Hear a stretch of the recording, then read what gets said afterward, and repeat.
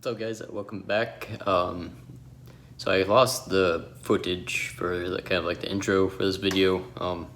But anyways, today or in this video, we're going to be working on the wiring harness, mostly doing a tuck on the driver and passenger side. As you can see, everything's already done behind me. So I hope you guys enjoy. Comment if you have any questions, like if I could go anything over in more detail. Enjoy the video. Well, guys, my GoPro died, so sorry about that. We didn't lose too much footage. So really all I did was take out the blower motor. It's nothing hard. It's like 3 bolts and 3 connectors, all of which are visible. So any of you guys should be able to do it. Basic hand tools. Let me show you. When I did my my battery harness on the green CRX, I ran it through this little grommet right here.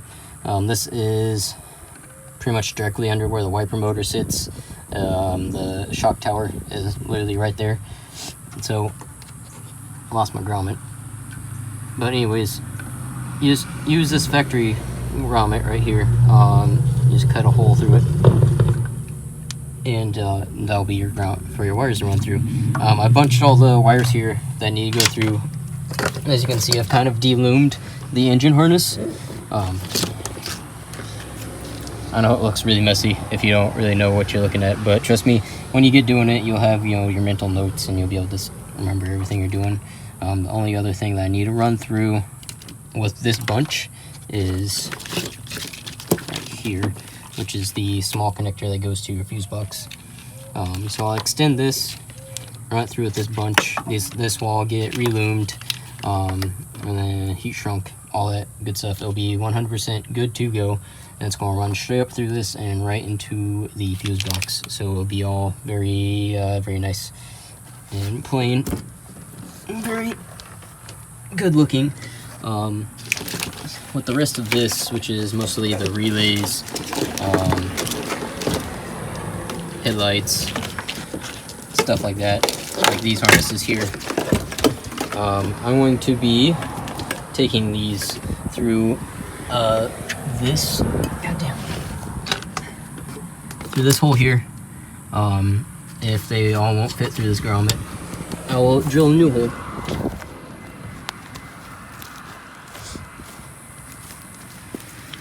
And where they're looking to come out, it'd be really nice if I could feed them through right here, but it's just not plausible to really cut a hole through there, I don't think. Well, easily, anyways. Maybe if I had like a plasma cutter, excuse me. Maybe if I had a plasma cutter, it'd be easy. But probably come through right here. I'll run it up and under, and then either I'll drill a new hole here, make this one bigger, have a nice grommet for everything to come through, or we'll run it under this and come up through here. I gotta figure out something to do with this too, because I don't like this big gaping hole, because you can tell it's been bent and cut. But we'll figure that out in a bit. I think I'd rather run it under though, and then have it come up for the headlights here, headlights there, and then fan switch and AC switch and all that stuff. I'll drill through here and run a grommet through, which shouldn't be bad. I know this is structural, but I mean, this is just a small hole. I don't foresee any problems. Or I could even, I don't know, run it through inside the frame rail and then drill a hole on this side to come through. But I guess we'll figure it out. Right now, I need to extend these wires, which is extremely simple to do. So you're essentially just making one cut. Like I said, if you're doing this the right, proper way, you'd run a whole new wire. But you'll make one cut here.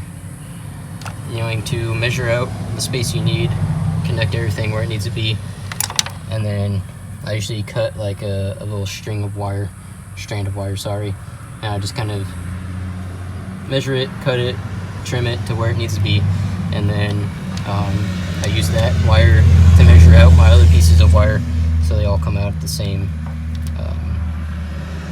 what's that word? Like the length. There we go. Holy fuck. But yeah, I'm gonna get to doing that. If you guys want to see it, Actually, yeah, I'll just put on the GoPro. I'll go get the battery should be charged up by now. And we're gonna cut, crimp, heat shrink, and then relume and feed it through. Just as a quick tool inventory before we get started, this is everything that I'm gonna be using. The basic things you need: you're gonna need some form of crimp, you're gonna need something to cover your crimps to protect them from the elements. I suggest heat shrink with the glue inside the silicone. You can use normal heat shrink, or you can just go old school and use some good tape. Do not cheap out on your tape or you will regret it. You'll need something to crimp them with. Could just be regular pliers if you're just using regular crimps. You need something to strip with, and then you're going to need something to heat the heat shrink if you do it. I'm using this expandable loom just because it's nice. It's protective for the wires. It has like a melting temp of like 250 degrees, which is plenty, and it's very tough. It's nylon. So we're going to go ahead, I guess I'll start making some splices. I'll show you guys one. I'm probably going to do the rest off camera just because it's really the same for whichever one you do.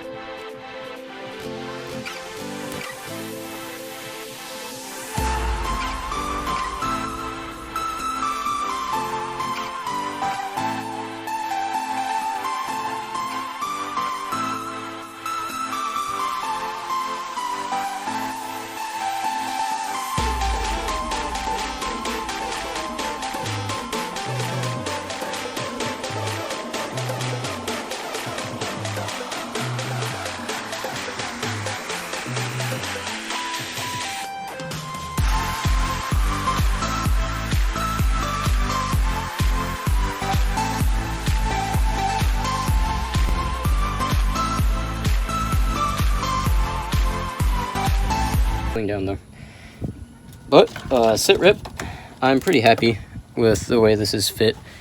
Everything fits behind the blower motor the way I wanted it to sit, so I'm pretty happy everything's going through that grommet, no problem. Let me show you guys real quick. It's hanging out still. I still haven't put the insulation over it, but I mean the insulation really doesn't take up that much room.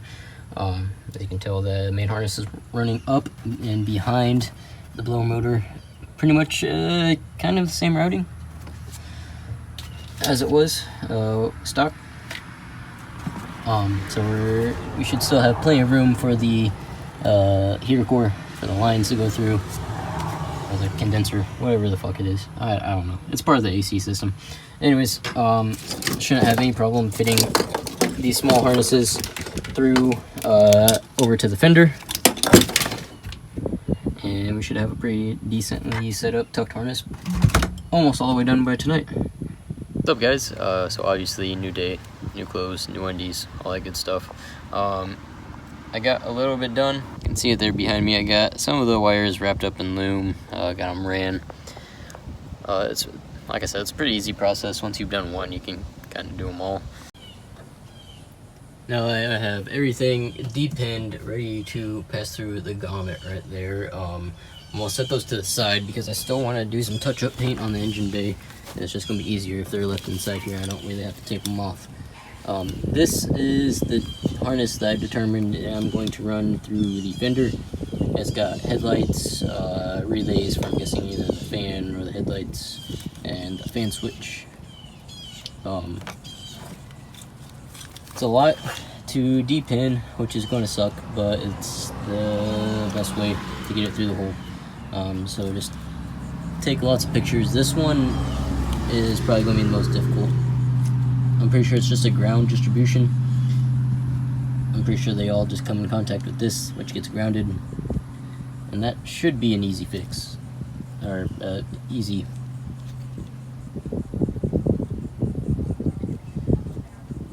Shouldn't be too hard to mix up because I don't really think it matters, but I think I'm just going to take this one by one, pass it through, pin it, pass it through, pin it, pass it through, pin it. For the rest of these, I'm just going to take pictures. Pictures can never do you wrong.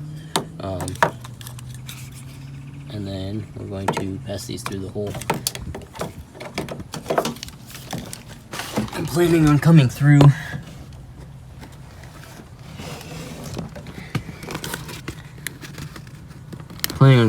this grommet right here that's already existing.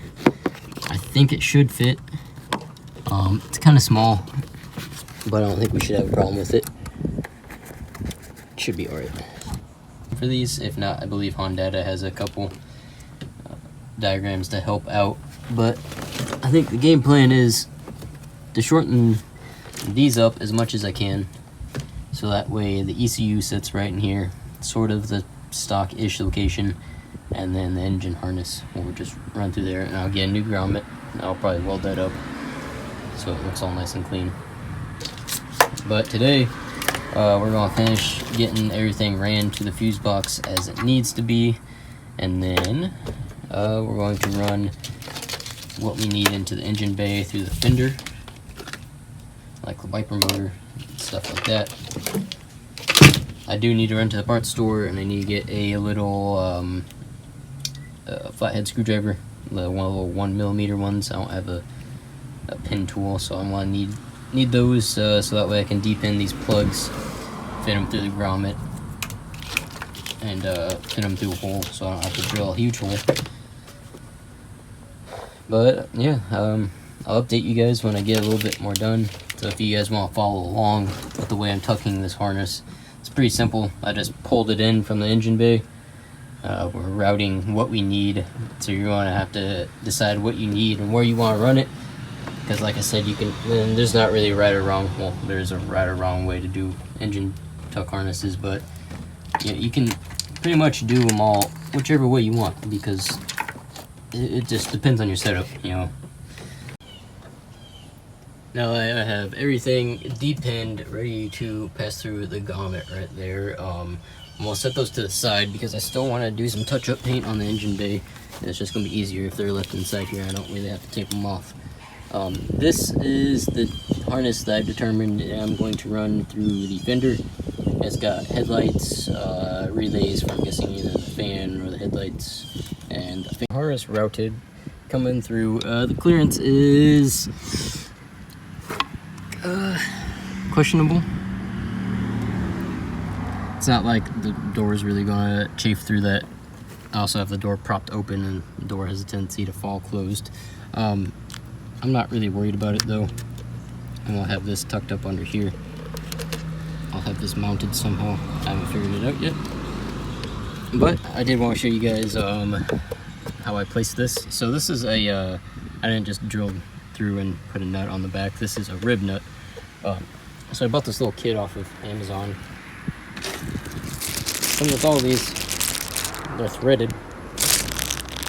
You essentially just drill your hole. You put these on your tool, which is right there. and then it compresses down into the threads, and it's labeled with the threads.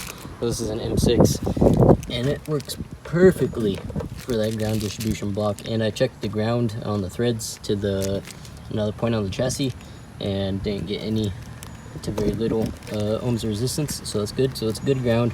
I'm probably going to prop up this relay here as well and make a little bracket for that.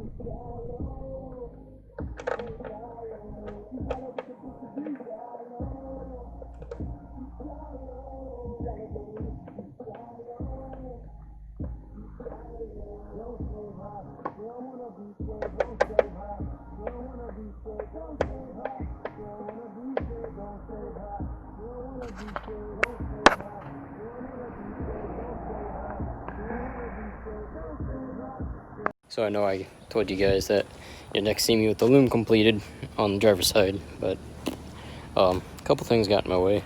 With this, I don't know if you guys saw it in the earlier clips, but it was like hacked and cut up and looked like a blind guy went at with an angle grinder. I know this doesn't look much more pretty, but it will. I'm gonna seam all this up here. It'll be smooth. Get it repainted. Like I said, I got some color match paint on the way for some touch-ups with the mount and stuff. I know this car has a factory hole like that, but this was just so far gone, and it looked so ugly, and it really bugged me. So I guess that's about the best it's going to get after it's sealed up. You shouldn't be able to tell it's there really. That and everything's gonna be black, so you know, who sees that? Anyways, that's where I'm gonna leave it off with this video. I hope you guys liked some tips and tricks for a budget tuck harness as far as EF goes. I mean, these skills you can use them on any car that you want. Obviously, some cars are harder than others. This is an OBD0, so it has barely any technology in it. It's really easy. Probably get progressively more harder with the newer cars, but anyways, stay tuned for the second part where we tackle the rest of the driver's side and then the passenger side gets tucked. Thanks for watching. Bye.